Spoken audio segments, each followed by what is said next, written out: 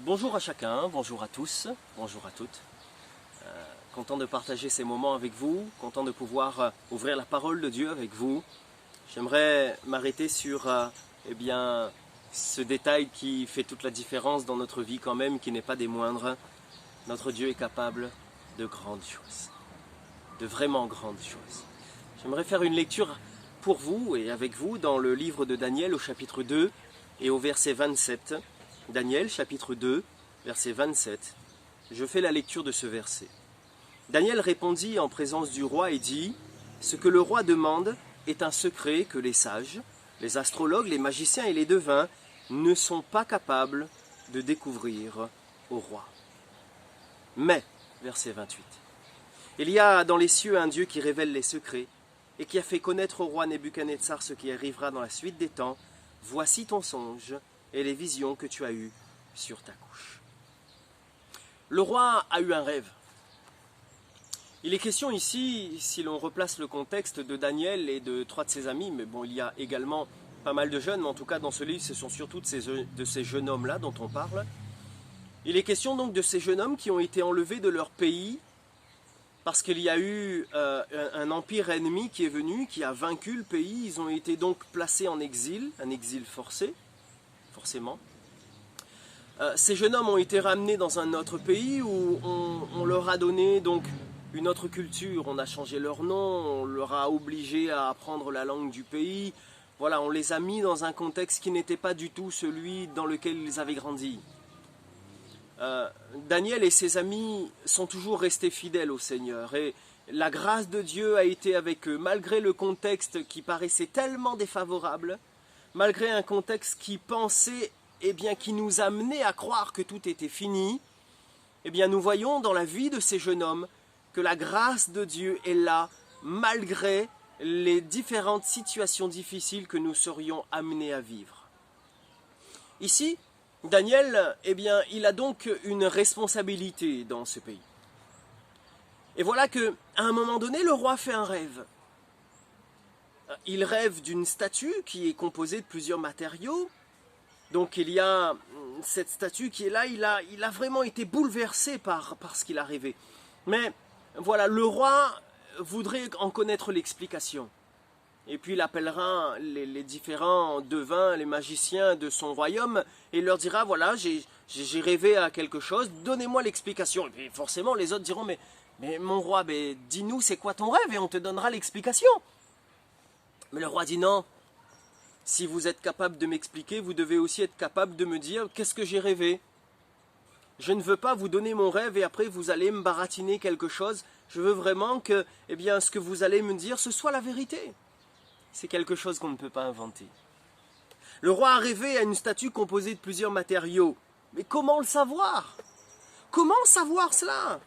Il est évident que le fait de pouvoir connaître les pensées d'un homme sans qu'il nous le dise, c'est impossible. Il était dans sa chambre, ses serviteurs n'étaient pas là. Comment pouvait-il deviner ce que le roi a eu dans sa pensée? De quoi a-t-il rêvé? Quelles sont ses pensées en ce moment? Voyez-vous, si l'on essaie de deviner ce qui se passe dans la tête de quelqu'un d'autre, il y a des suppositions, il y a parfois des éléments extérieurs qui nous poussent et qui nous portent à croire que. Mais comment savoir réellement ce que la personne pense? Ici donc, tous ces hommes sont placés face à quelque chose de totalement impossible. Le roi leur demande de deviner ce qu'il arrivait et ensuite d'en donner l'explication. Alors déjà que connaître le rêve et en donner l'explication, c'est pas chose facile. Malheureusement, beaucoup s'y arrêtent, beaucoup s'y attardent et malheureusement, beaucoup se font avoir par ceux qui disent avoir des paroles de révélation. Cher ami, ne te laisse pas embobiner par les paroles de quelqu'un, mais laisse le Seigneur remplir ton cœur. Alors il est question ici de Daniel qui doit pouvoir quelque part donner quelque chose d'impossible. Mais nous voyons ici, et nous l'avons lu ensemble, à l'homme c'est impossible, mais Dieu peut le faire. Dieu peut le faire. Notre Dieu est capable de choses tellement grandes. Ce n'est pas celui qui arrive et qui veut faire du tape à l'œil, parce que ça c'est la compréhension humaine. C'est comme si que, eh bien, pour avoir un grand Dieu, eh bien, notre Dieu doit être celui qui est le plus vu de tous. C'est celui qui va me remplir d'or, c'est celui qui va remplir mon compte bancaire, mais c'est pas ça qui va me donner la santé, c'est pas ça qui va me donner le moral, c'est pas ça qui va me donner d'être heureux. Et voilà que tout simplement, Daniel est confronté à une difficulté. Comme chacun de nous, nous pouvons être confrontés à une difficulté. Celle d'une situation dont nous n'avons pas la maîtrise, dont nous ne pouvons pas connaître comment faire pour s'en sortir, qu'est-ce qui va se passer après, je risque ma vie et malgré tout, je n'ai aucune possibilité d'agir autrement. Mais Dieu est capable des plus grands miracles. Tout comme Pierre, lorsqu'il est délivré de prison, on peut imaginer cela, un homme dans une prison enchaîné au milieu d'un bâtiment dont on ne peut pas en sortir. Mais Dieu est celui qui est capable de faire tomber les chaînes, d'ouvrir les portes et de nous permettre de sortir de la prison. Comment s'appelle ta prison? Est-ce qu'elle s'appelle addiction, cigarette, drogue, alcool, pornographie? Comment s'appelle cette prison dans laquelle tu es? Ce moral en berne à chaque fois, ce moral qui est au plus bas. Peut-être que tu as une dépréciation de toi-même qui est malgré tout là. Peut-être que tu penses que tu n'es capable de rien, que tu n'es rien, mais détrompe-toi, car tu as de la valeur aux yeux de Dieu. Ici, Pierre emprisonné, mais Dieu va agir. Et les portes de la prison vont s'ouvrir et les chaînes vont tomber. Tu as besoin de délivrance peut-être. Le Seigneur est capable d'agir dans ta vie. La Bible regorge de ces témoignages où nous voyons que Dieu est capable de choses les plus magnifiques. Comme dans l'histoire du peuple, lorsqu'ils quitteront l'Égypte et qu'ils seront dans le désert, on voit que dans ce lieu aride où il n'y a rien à boire, où il n'y a pas d'eau, Dieu est capable de faire sortir une source d'eau d'un rocher. Non pas une petite goutte, ce n'est pas une rosée, une source d'eau d'un rocher. Dieu est omnipotent, c'est-à-dire qu'il peut tout dans le cadre de sa parole. Il peut tout. Voilà pourquoi Daniel en informe ses amis et il prie. C'est le réflexe de Daniel, c'est son attitude face à la difficulté.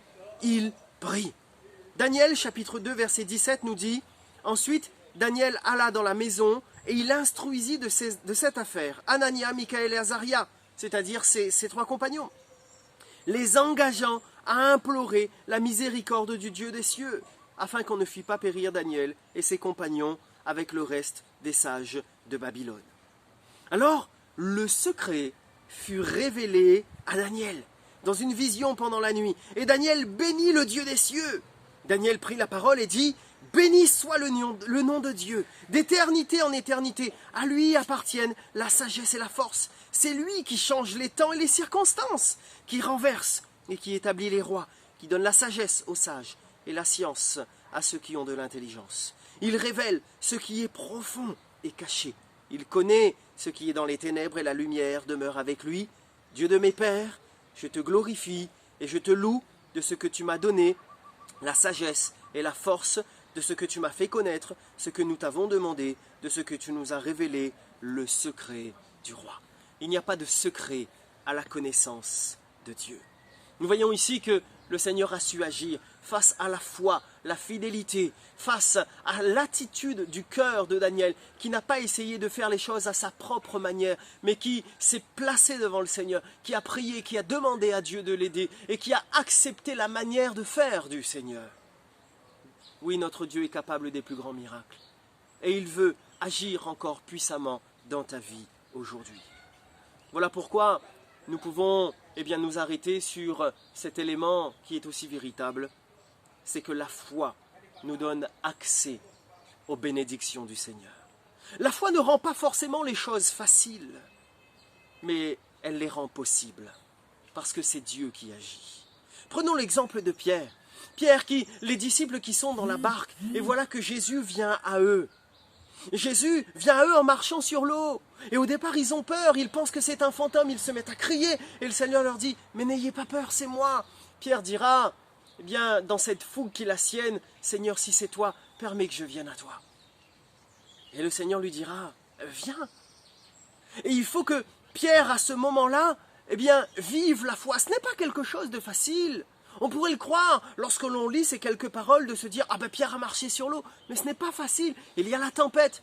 Pierre connaît la dangerosité des eaux. Ils ont souffert de la tempête, ils sont fatigués, ils ont dû ramer, ils ont lutté contre les eaux, contre les vents. Et voilà que le Seigneur lui dit « Viens ». Il doit se lever, malgré cette barque qui bouge, malgré la peur qui est dans son cœur, malgré le réel danger qui est là. Il doit se mettre debout, il doit enjamber cette barque, mettre le premier pied sur l'eau, puis mettre le deuxième pied, puis commencer à marcher. Ce n'est pas quelque chose de facile. Mais la foi en Christ lui a permis de vivre ce qui est impossible. La foi a rendu cette chose possible. Sur la parole de Jésus, ce n'est pas sa propre envie, ce n'est pas sa volonté, ce n'est pas un plan que Pierre a mis en place, mais c'est sur la parole de Jésus. Et voilà que Pierre a vécu la foi, Pierre a fait confiance à cette parole que le Seigneur lui a donnée, et Pierre a marché sur l'eau. Nous voyons que c'est une question de foi, puisqu'après, il regardera autour de lui, il s'affolera, il commencera à s'enfoncer, il tendra la main, le Seigneur l'aidera. Le Seigneur ne va pas le juger, ne va pas lui dire « Mais qu'est-ce que tu as fait ou quoi ?» Non, Jésus tendra la main, elle va le retirer des eaux. Et le Seigneur lui dira « Eh bien, pourquoi as-tu douté ?» Les questions de la foi, ce n'est pas la capacité de Pierre, ce n'est pas ce que nous sommes capables de faire ou pas, mais c'est la foi en Christ qui rend les choses possibles. Humainement parlant, ce n'est pas évident. Revenons à Daniel. Daniel reçoit la révélation du Seigneur et voilà que Daniel se rend vers ses amis pour leur demander de croire avec lui dans cet impossible. Daniel qui reçoit l'information de ce que le roi veut faire parce qu'il a décidé de tuer tous les sages du pays parce qu'ils ne sont pas capables de donner l'explication ni de révéler le songe. Et voilà que Daniel va voir ses amis, va leur demander de prier avec lui. Daniel croit que Dieu peut agir, mais Daniel engage aussi ses amis. Ce n'est pas facile. Humainement parlant, ce n'est pas évident de se rendre vers l'autre, de se rendre vers son ami pour lui demander de croire avec nous dans l'impossible. Humainement parlant, ce n'est pas facile pour Daniel de se rendre devant le roi. Oui, il a reçu cette révélation de Dieu, mais maintenant il doit se rendre devant le roi, il sait que sa vie est en jeu, la vie de plein d'autres personnes est en jeu, il doit aller devant le roi pour dire « Gros roi, voilà ce que tu as rêvé, voilà ce que ça signifie. » Ce n'est pas facile que de ne pas tenir compte de nos sens humains qui nous font comprendre que tout est fini, que ce que nous sommes en train, que ce que nous nous apprêtons à vivre est totalement impossible humainement parlant. La foi n'est pas toujours facile, car elle n'enlève pas la réalité de l'épreuve, mais elle vient appuyer la réalité de Dieu quand on la vit. La réalité de la puissance de Dieu, la réalité de la vie de Dieu en nous. Luc 18, 27 nous dit, Jésus répond, ce qui est impossible aux hommes est possible à Dieu. Marc 10, 27 nous dit, Jésus les regarda et dit, cela est impossible aux hommes, mais non à Dieu, car tout est possible à Dieu. Matthieu 19, 26, Jésus les regarda et leur dit, aux hommes cela est impossible, mais à Dieu tout est possible. Acte 2, 24, Dieu l'a ressuscité en le délivrant des liens de la mort, parce qu'il n'est pas possible qu'il fût retenu par elle. Aux hommes cela est impossible, mais à Dieu cela est possible. Et enfin, Marc 9, 23, tout est possible à celui qui croit. Alors, j'aimerais vous encourager aujourd'hui. C'est vrai, parfois il y a des circonstances qui sont celles que nous sommes amenés à vivre, qui ne sont pas faciles. Des circonstances difficiles. Nos sens humains nous poussent à croire que tout est fini parfois, ou peut-être à sombrer dans un moral au plus bas, parce que la situation est difficile. Mais laisse-moi te rappeler que si humainement parlant nous trouvons nos limites, notre Dieu n'a pas de limites, parce qu'il est tout-puissant. Il est capable d'agir, car ce qui est impossible aux hommes est possible à Dieu. Alors aujourd'hui, puisses-tu garder cette parole dans ton cœur et te rappeler, oui, nous ne sommes pas capables de tout faire, nous ne sommes pas capables de tout bien faire, surtout en ce qui concerne le salut de notre âme, car de nous-mêmes cela est impossible, mais c'est la grâce de Dieu. Et cela est possible par la foi manifestée dans le nom de Jésus. Car ce n'est pas pour apparaître dans les livres d'histoire que Jésus a quitté son ciel de gloire pour venir au milieu des hommes, corporellement, vivant l'incarnation, puis ensuite vivant la souffrance et la crucifixion, allant même jusqu'à la croix. Ce n'est pas pour être raconté comme une simple histoire, mais c'est pour sauver le monde, l'humanité, toi et moi. C'est pour que nous puissions connaître le pardon de Dieu et que nous puissions vivre la vie de Dieu.